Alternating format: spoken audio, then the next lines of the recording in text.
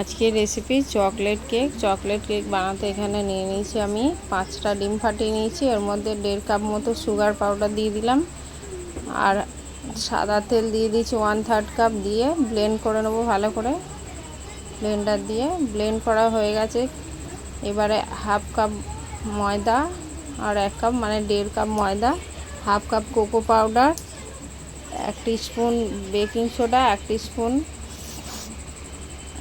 Baking powder নিয়েছি। নিয়ে এগুলো মিশ্রণটা ভালো করে রেডি করে নিয়ে একসাথে ব্লেন্ড করে নিয়েছি। এবার কেকের টিনে একটা মোল্ডে রেডি করে নিয়েছি কাগজ দিয়ে, ওর মধ্যে দিয়ে বেক করে নেবো প্রায় 45 মিনিট মতো। আমার ভিডিওটা যদি ভালো লেগে থাকে লাইক কমেন্ট শেয়ার করবেন। ফেসবুক থেকে দেখলে আমার পেজটি ফলো করবেন, আর ইউটিউব থেকে দেখলে আমার চ্যানেলটি সাবস্ক্রাইব করবেন। কেকটা রেডি হয়ে গেছে, দেখুন বন্ধুরা কত সুন্দর হয়েছে আর খুবই স্পঞ্জি হয়েছে কেকটা, খেতেও খুব সুস্বাদু হয়েছে।